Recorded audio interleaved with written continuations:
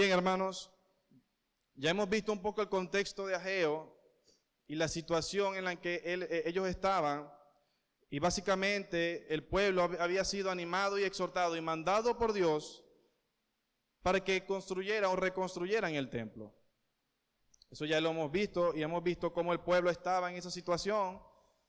Vimos que el pueblo estaba ocupado y preocupado en sus cosas.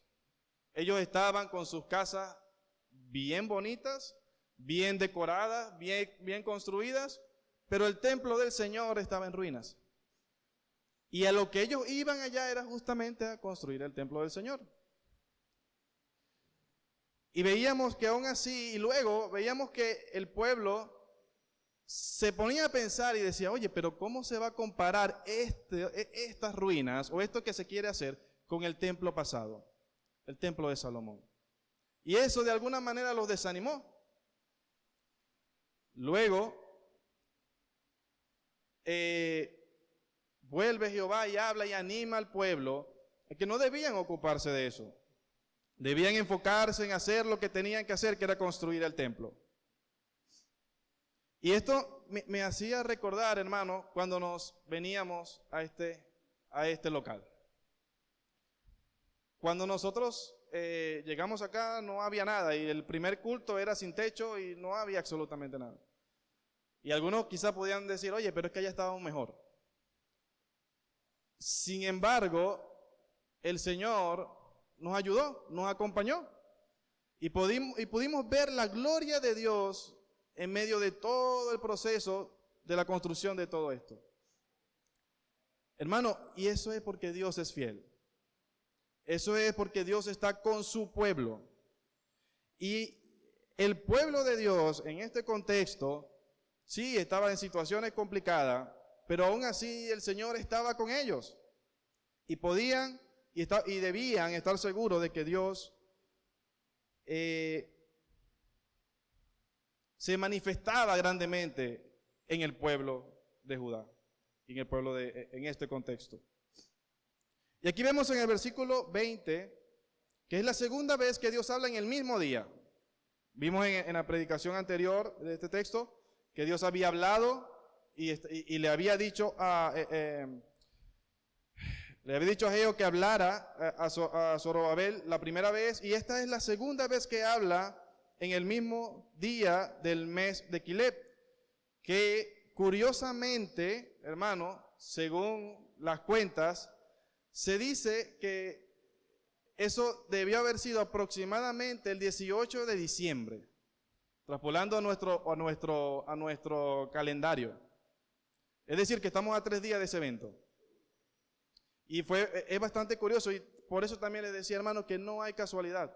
Y esta palabra es tan vigente hoy como lo fue hace más de 2000 años.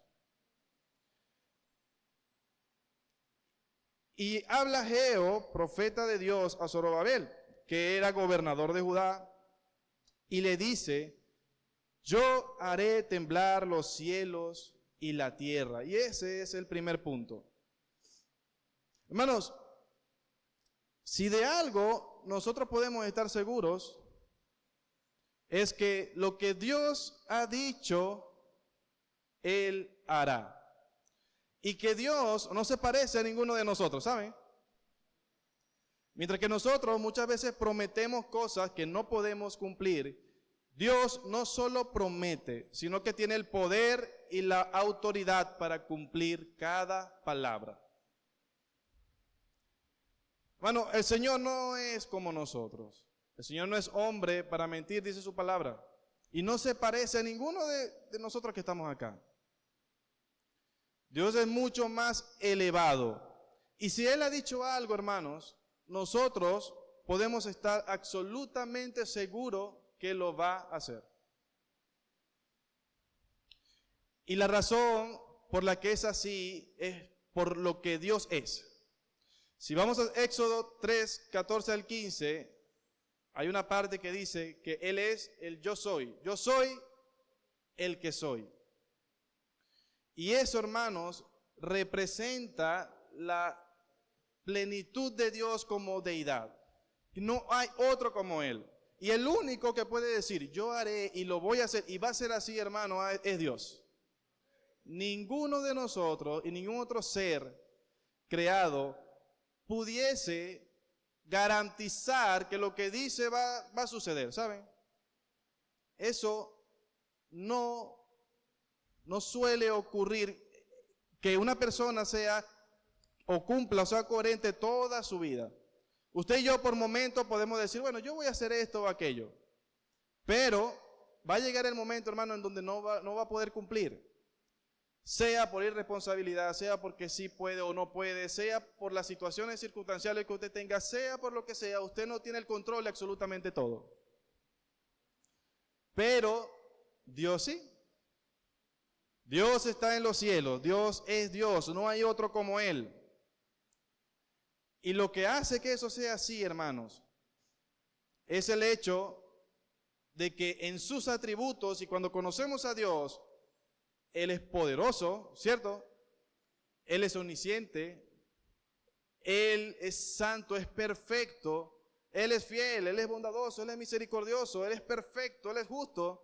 Y cuando vemos a Dios así, podemos estar absolutamente seguros, hermanos, que lo que Él ha dicho, lo va a hacer.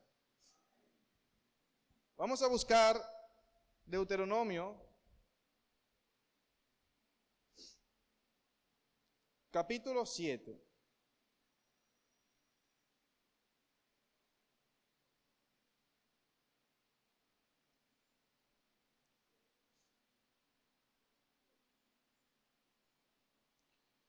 Hermano, porque saben algo que suele ocurrir, y es que a nosotros nos encanta que Dios, y usted va a escuchar en muchas partes, va a escuchar que a las personas les encantan las promesas de Dios.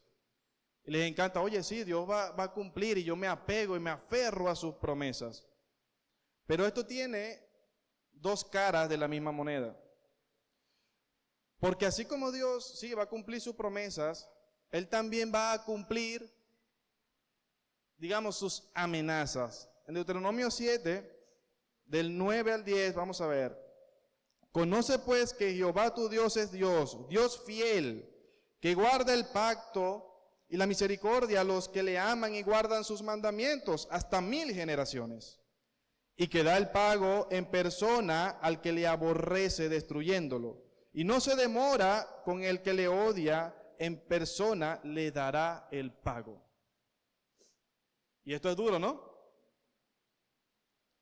Hermano, y si podemos y debemos estar seguros de algo, es que Dios, sí, Él es justo y Él va a hacer, pero Él va a hacer absolutamente todo lo que ha dicho. Y en ese todo también implica lo que Él ha dicho para condenación, por ejemplo. Lo que Él ha dicho para los que están en contra de su pueblo. Y Dios va a dar el pago justo a cada quien, como Él crea, como Él considere, como Él en su voluntad lo estipule. Y hoy vamos a estar seguros de que sí, Dios va a hacer lo bueno, y la idea principal, hermano, y deseo es que podamos salir de acá seguros de que Dios va a cumplir todo lo que Él ha prometido. Pero también debemos estar seguros que así como ha prometido bendiciones y muchas cosas buenas para sus hijos, también dará el pago al pecador y al que está en contra de él. De hecho, en este mismo pasaje de Ageo, vamos a ver eso. Vamos a ver cómo el pueblo enemigo de Dios es trastornado, es reducido a nada en favor del pueblo de Dios. Entonces, hermanos, podemos confiar que Él hará. Isaías 14, 24 dice, Jehová de los ejércitos juró diciendo, ciertamente se hará de la manera que lo he pensado y será confirmado como lo he determinado. Ese es Dios hablando, hermanos. Ese es Dios hablando. O sea, no hay aquí dudas o no hay aquí matices. Si de algo nosotros podemos estar seguros es que Dios lo que Él ha dicho, Él lo hará. Y podemos estar confiados porque Él mismo lo ha declarado así. No hay otra manera, hermanos. Él lo ha dicho, lo ha pensado, lo ha determinado y así se hará. Y la Biblia es muy clara desde el principio en esto. Y si vemos la Biblia desde el principio, vamos a ver que Dios ha cumplido o no con todo lo que Él ha establecido. Y todavía falta cosas que vamos a ver y confiamos que eso va a ser así. Pero hasta ahora, hermanos, incluso en sus vidas, ustedes van a ver la misericordia, la bondad y el cumplimiento de las promesas de Dios. ¿O acaso usted ha sido desamparado por el Señor? ¿O acaso usted no ha tenido lo que ha necesitado? ¿O acaso pudiésemos decir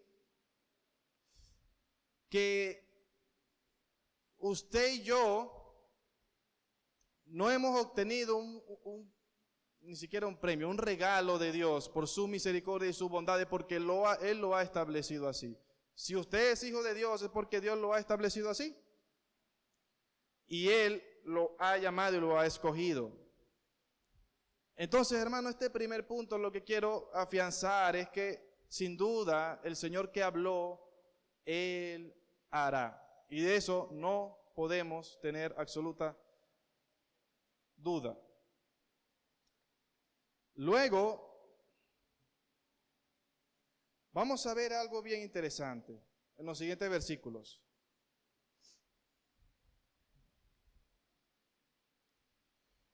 Luego de que Dios dice que Él hará, ¿qué es lo que va a hacer el Señor? Yo haré temblar los cielos y la tierra, y trastornaré el trono de los reinos, y destruiré la fuerza de los reinos de las naciones, y trastornaré los carros, y los que en ellos suben, y vendrán abajo los caballos y sus jinetes, cada cual por la espada de su hermano. Y por eso le decía que Él, así como cumple sus promesas, también cumple y va a cumplir sus determinaciones para la maldad. Y esto, hermano, nos da una gran... Y lo que vemos aquí es el cuidado de Dios, de su iglesia, de su reino, de lo que Él ha establecido. Fíjense que en los versículos 6 y 7 se dice algo similar del mismo capítulo. Porque así dice Jehová de los ejércitos: de aquí a poco yo haré temblar los cielos y la tierra, el mar y la tierra seca, y haré temblar a todas las naciones. Y vendrá el deseado de todas las naciones, y llenaré de gloria esta casa, ha dicho Jehová de los ejércitos. Fíjense que comienza parecido, pero aquí está hablando de otra cosa en el versículo 6 y 7. Y está hablando del deseado, del amado, de que vendrá el Señor. Si en el 22 habla de destrucción, en el 6 y 7 habla que Él va a manifestar su poder para manifestar gran salvación, para manifestar el deseado de todas las naciones. Y ahí está hablando de Cristo Jesús. Pero en contraparte, en el 22, vemos que los reinos van a ser trastornados. Y eso es algo que hemos visto desde el principio de todo el que se opone al Señor, de todos los enemigos de su pueblo. El Señor trastorna, el Señor hace o vence a los enemigos del pueblo de Dios. Y eso lo podemos ver, por ejemplo, y hace de alguna manera referencia a lo que pasó en Egipto en la salida del pueblo. ¿Qué le pasó a los egipcios cuando iban persiguiendo al pueblo de Dios? Fueron destruidos. Y el pueblo de Dios fue salvado.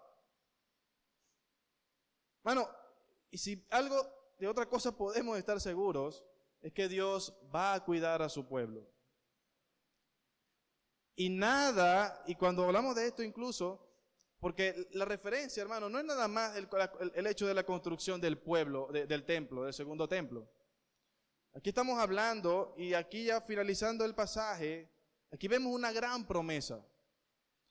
Porque aquí lo que hace mención y lo que realmente está señalando es la protección del reino del Señor, el que vino a establecer el Hijo de Dios. No el reino ni siquiera el reino, porque es que Zorobabel no fue rey. No estaba hablando de un reino terrenal, estaba hablando de un reino espiritual. Entonces, cuando vemos esto, hermano, cuando leemos que Dios estremecerá los cielos y la tierra, vemos no solo su juicio sobre las naciones, sino también su compromiso con la salvación de su pueblo.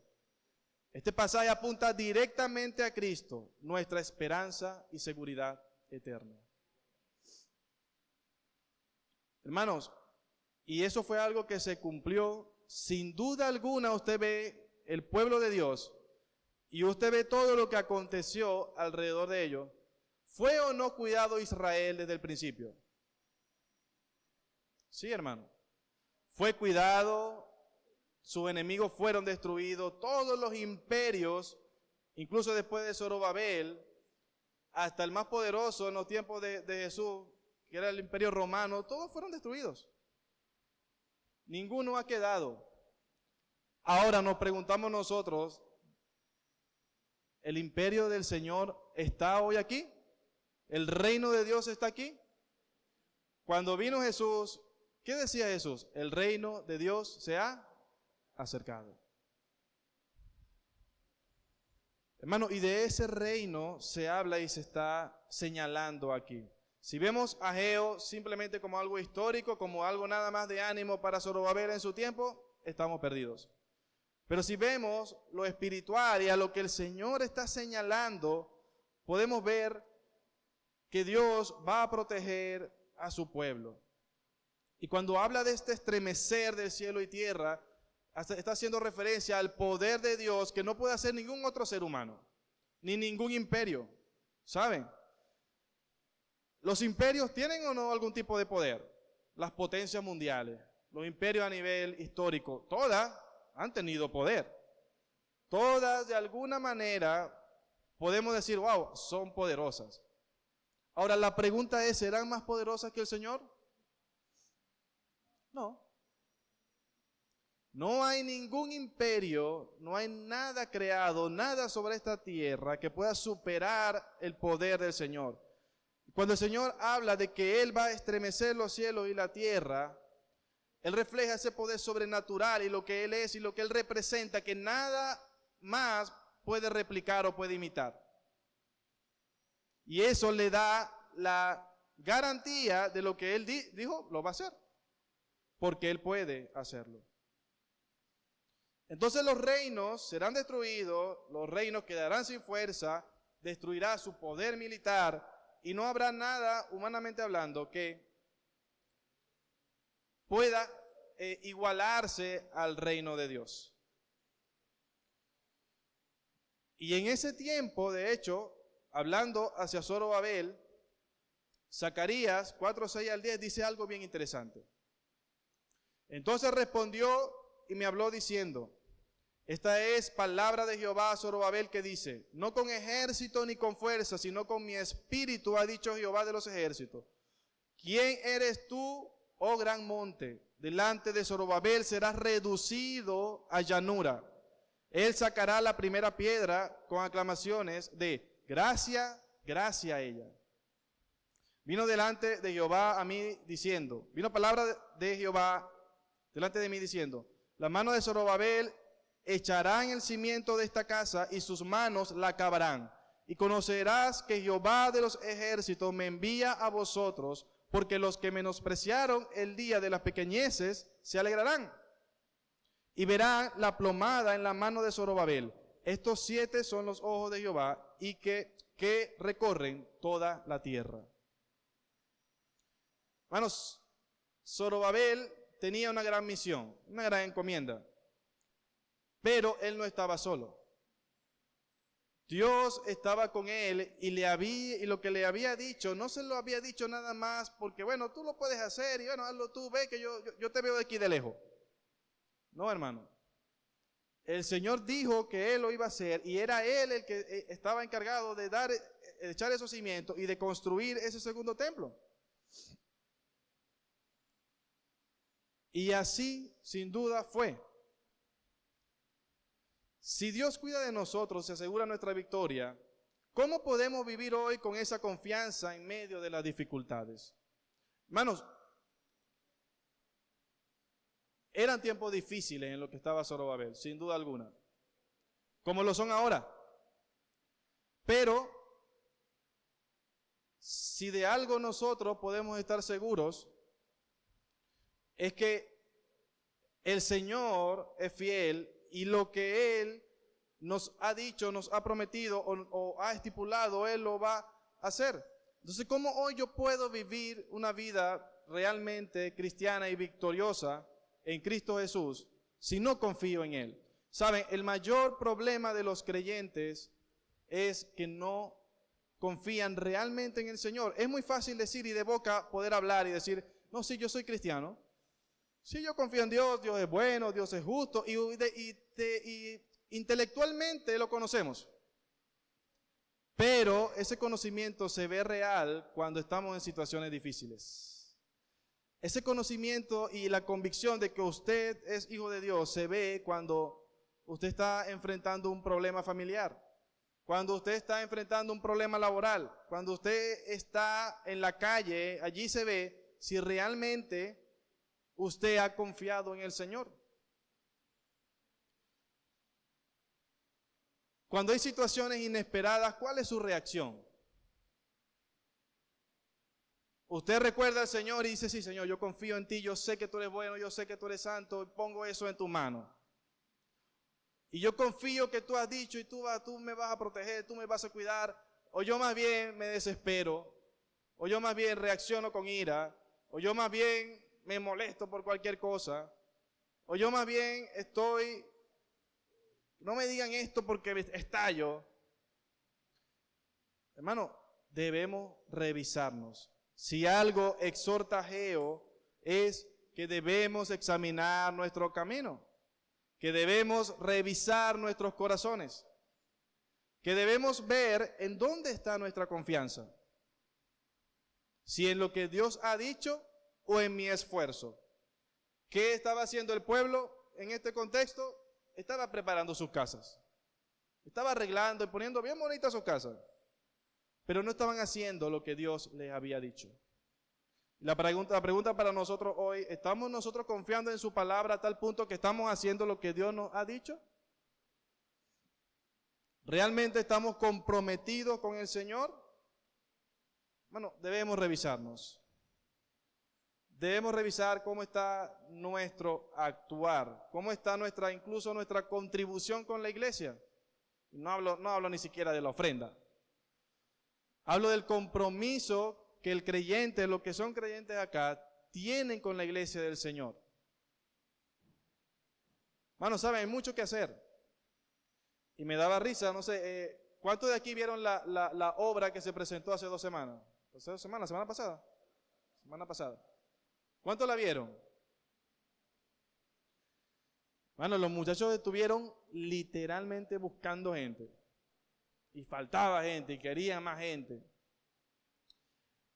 Y a veces es complicado contar. Entonces, ¿dónde están nuestros anhelos? ¿Dónde están nuestros tesoros? Bueno, usted se ha preguntado, ¿qué está acumulando usted? ¿Qué es lo que usted está realmente atesorando a tal punto que pudiese más bien estar pidiendo algo más valioso? Bueno, es hora de reflexionar. Como tercer punto, vamos a ver que sin duda Dios le cumple la promesa a Zorobabel. En aquel día, dice Jehová de los ejércitos, te tomaré, oh Zorobabel, hijo de Salatiel, siervo mío, dice Jehová, y te pondré como anillo de sellar, porque yo te escogí, dice Jehová de los ejércitos. Hermano, el reino o Zorobabel, el reino o lo que pudiésemos creer nosotros, ¿será que todavía está en pie? ¿Qué tipo de autoridad se le delegó a Zorobabel? En ese momento era el gobernador y era quien estaba a cargo quizás de la construcción del templo. Pero el Señor realmente no estaba hablando de esa construcción, ni estaba hablando específicamente, o no nada más de ese tiempo de Zorobabel. Es curioso que en todo el texto a Zorobabel se le habla como gobernador, o se le menciona como gobernador. Pero en este texto, fíjense que se habla de siervo mío. Y luego se le dice algo bien interesante, y te pondré como anillo de sellar. ¿Y qué era el anillo de sellar? El anillo de sellar era el que usaban las autoridades, o que se usaba para reflejar y firmar y decretar las cosas que decía el gobernador, el rey o la persona con autoridad. Y era un símbolo de autoridad. Era un símbolo que decía, este soy yo y esta es mi firma. Pero Zorobabel es humano. ¿Y de qué manera podría ser él ese sello? Pues hermano, Dios había prometido algo. Y lo que Dios prometió era que iba a venir alguien. Y que esa persona que iba a venir de un linaje. Y en ese linaje se encuentra, ¿quién? Zorobabel. Cuando uno ve la genealogía en Mateo 1:12, vemos que Zorobabel es uno de esos que tantos que se mencionan allí. Y a veces no nos damos cuenta, pero más o menos, ¿qué hace esta persona aquí? Bueno, las genealogías tienen un propósito, hermano. No son para pasarla de largo y no verlas. Realmente nos dan una enseñanza. Y si algo podemos ver allí es el cumplimiento de la promesa de Dios desde el principio hasta Jesús. Cómo Dios preservó sus promesas y cómo Dios utilizó a personas para garantizar que lo que Él había dicho iba a hacerse. Y Zorobabel era de alguna manera ese tipo ese tipo de Jesús en el que vemos en el Antiguo Testamento, donde se le ha dado la autoridad. ¿Y qué autoridad realmente se dio? Bueno, hermanos, ¿quién es Cristo para nosotros? Nuestro Dios, nuestro Señor, nuestro todo, dicen por allí. A Dios, a Cristo se le ha dado toda autoridad. Y llegará el día donde veremos esa autoridad realmente completa y reflejada. ¿Y estamos o no a la espera de eso? Sí, hermano, estamos a la espera de esa autoridad, de ver esa gloria y cómo todo lo que vemos aquí incluso se va a ver absolutamente perfecto. No habrá reino, no habrá nación, no habrá nada que pueda oponerse al Señor. De hecho, no lo hay. Pero llegará el día, hermano, que sí vamos a ver cómo el Hijo del Hombre, hablando de Jesús, sea manifestado en gloria. Y vamos a ver, hermano, esa autoridad manifiesta, no nada más como la vemos ahorita, porque tenemos y de alguna manera vemos cómo el Señor rige nuestras vidas, pero la autoridad total dada a el Señor. Entonces, Dios ha preservado su pacto y Zorobabel, y lo que le está diciendo a Zorobabel es que a través de él incluso vamos a ver ese pacto cumplido. Él es uno de esos que forman parte del cumplimiento del pacto del Señor. Y a través de ese cumplimiento, el Señor va a traer salvación a todas las naciones. Y vamos a ver cómo realmente el deseado de todas las naciones va a verse en gloria y vamos a ver ese gran día algún día, hermano. No sabemos cuándo, no sabemos el momento, pero eso será así. Y esa es una de las promesas que nosotros estamos esperando. Estamos esperando el cumplimiento de esta gran promesa del Señor. Cómo Dios lo ha establecido. Y fíjense, hermanos, que hay algo bien interesante.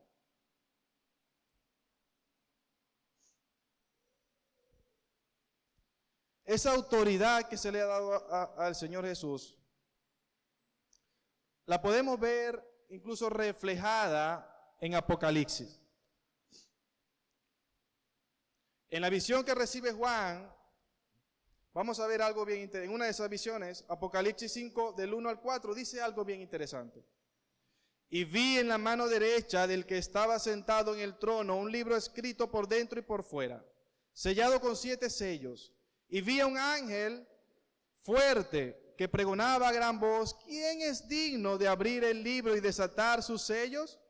Y ninguno, ni en el cielo, ni en la tierra, ni debajo de la tierra, podía abrir el libro, ni aún mirarlo. Y lloraba yo mucho porque no se había hallado a ninguno digno de abrir el libro, ni de leerlo, ni de mirarlo.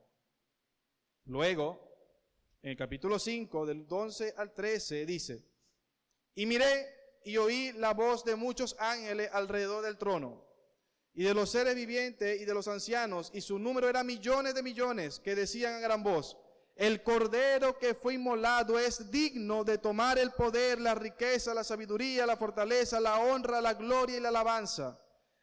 Y a todo lo creado que está en el cielo, y sobre la tierra, y debajo de la tierra, y en el mar, y a todas las cosas que en ellos hay. Oí decir al que está sentado en el trono y al Cordero sea la alabanza, la honra y la gloria y el poder por los siglos de los siglos. Hermano, al Señor Jesús se le ha dado la potestad y se le va a dar, y lo veremos algún día. Y Él es el único digno, Él es el único que tiene la autoridad, tiene la dignidad, la moral, para poder en ese gran día ver ese libro y abrir esos sellos. ¿Usted está confiando en eso? O sea, ¿usted está confiando en que algún día usted va a ver al Señor y esa es su esperanza y esa es su motivación de vida? Mano, ese es el gran problema de los cristianos muchas veces, que no es esa su confianza y esa no es su motivación de vida. Y a veces, y ese es el problema de nosotros, pero aún más de los que no han creído. De verdad, hermano, cuando uno ve incluso matrimonios fracturados, familias deshechas, y uno lo ve en el mundo, eso es triste, ¿saben? Eso es triste y, sin embargo, no es aceptable, pero se entiende. Es decir, hermano, no hay algo, o una de las cosas más difíciles es la convivencia matrimonial. Y si lo basamos en nuestro orgullo, en nuestro ego y en nosotros mismos, dijeron un filósofo de lechería, estamos fritos. Re fritos estamos, hermano. Pero si lo basamos en el Señor, pero si realmente está el Señor allí en nuestra casa, en nuestra vida, podemos confiar que el Señor nos va a cuidar. Podemos confiar que tiene buena base y que no va a ser tan fácil, que pudiese tambalearse, pero no se va a caer eso, hermano. Ese matrimonio, esa relación, lo que pongamos en el Señor lo va a mantener, si es su voluntad, no cualquier capricho. Entonces, en ese sentido, en los que no han creído, es de alguna manera comprensible que vivan vidas más complicadas, porque todos vivimos vidas complicadas, pero digamos, viven vidas más complicadas viven conflictos, viven cosas sin esperanza. Porque su esperanza está en ellos mismos. Porque no conocen al Señor. Ahora, en los que han creído, es decir, en los que están aquí que han creído, usted y yo, hermanos, nosotros sí tenemos una esperanza viva. Y no es cualquiera, no es cualquier Señor, no es un Dios más, no es una estatua, es el Señor, es el único, es el yo soy. Y si nosotros confiamos en ello, hermano, vamos a ser comprometidos con la iglesia, vamos a atesorar lo que Dios atesora, vamos a cuidar nuestra familia, vamos a procurar el reino de Dios en la tierra y no a nosotros mismos. Y eso seguramente va a traer beneficio en su vida personal y en todas las otras áreas que usted tenga. Pero solo, hermano, y solo si su enfoque y su objetivo y su meta es el Señor. A los jóvenes cuando están en ese tema, en ese dilema, bueno, pero ¿qué voy a estudiar? O sea, estudia algo que glorifica a Dios, que con eso tú puedas glorificar a Dios. Pero a veces no pensamos en eso, pensamos que da más plata, pensamos, bueno, es que esto me gusta más y sí debe gustarte, pero ¿cómo vas a glorificar a Dios con eso? ¿En qué basamos nuestras decisiones?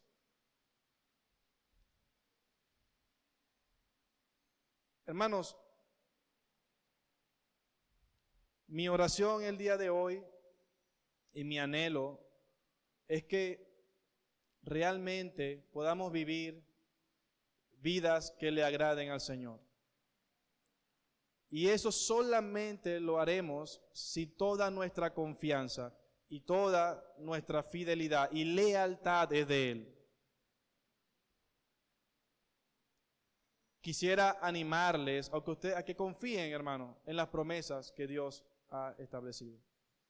Porque Él lo hará. Si Él lo ha dicho, lo hará. Y perdonen que repita tanto esto, hermano, pero es que si algo quiero que ustedes se lleven hoy, es que ustedes puedan confiar en que Dios ha establecido y ha dicho cosas acerca de usted, cosas acerca de sus hijos, cuál es las voluntades, lo que Dios ha establecido para usted y para mí como hijo de Dios. Dios lo ha establecido. Y Dios no quiere cosas malas para usted y para mí. Pero se nos hace a veces difícil creer en eso. Y nuestro enfoque y nuestra manera de vivir lo que revela es que estamos totalmente desenfocados. Es que no estamos confiando en el Dios de la Biblia. Es que cualquier cosa me hace dudar. Debemos, hermano, tener nuestra mirada fija en Cristo Jesús. Hermano, piense que lo que usted tiene no es todo lo que usted tiene. O sea, lo que usted tiene terrenalmente hablando o lo que usted ve no es todo lo que usted tiene. Usted tiene algo mucho más allá. Usted tiene una promesa y usted tiene un galardón que no es de esta tierra. Pero a veces se nos olvida eso. Ahora, usted no va a vivir su vida pensando nada más en que va a obtener ese galardón o vivir por ese galardón. Ese no es el tema, no es el hecho. Usted va a vivir su vida por Cristo Jesús porque Él hizo algo por usted que nadie más iba a hacer. Y usted va a vivir así. Entonces usted va a vivir confiando en el Señor, creyendo en Él, quién es Él, qué ha hecho Él y qué ha visto de Él en su vida. Porque Dios ha obrado de alguna manera en toda la vida de nosotros. Incluso de los que están aquí que quizás no creen. Y aunque no lo veamos, Él ha trabajado. Entonces, hermano, si Dios ha prometido, cumplirá. ¿Cómo usted y yo vamos a vivir a partir de hoy? ¿Realmente su confianza va a estar en el Señor? ¿Y saben cómo se refleja eso? Con sus prioridades. Cuando uno ve a alguien y uno ve en qué es lo que más gasta su tiempo, posiblemente allí esté una de sus prioridades. Cuando uno ve a alguien que lo único que piensa, incluso habla, es de algo que no es el Señor, y eso es todo lo que habla y eso es toda su vida, ahí es donde quizás están sus prioridades. Conversábamos estos días en uno de los discipulados acerca de, por ejemplo, cómo usamos el dinero refleja en dónde están nuestras prioridades. O sea, cómo invertimos lo que tenemos o cómo lo utilizamos pudiese reflejar cómo están nuestras prioridades. Debemos revisarnos, hermano. Meditemos en la palabra del Señor. Decía al principio, es una de las cosas que más se repiten aquí. 3 veces al menos se repiten. Revisemos nuestros corazones. Y mi oración, para ir culminando, hermanos, es que podamos salir de aquí animados a confiar mucho más en el Señor. Sí, usted confía, pero ¿realmente su vida está demostrando que confía? Esto es para los que han creído. Y para los que no, les animo y les puedo asegurar que tienen una esperanza. Si alguien acá no ha creído en el Señor, tiene una esperanza, puede tener esa esperanza yendo al Padre, yendo a través de Jesús al Padre. Y créanme que van a poder confiar en algo seguro, en algo eterno, que no se va a acabar cuando usted o yo muramos.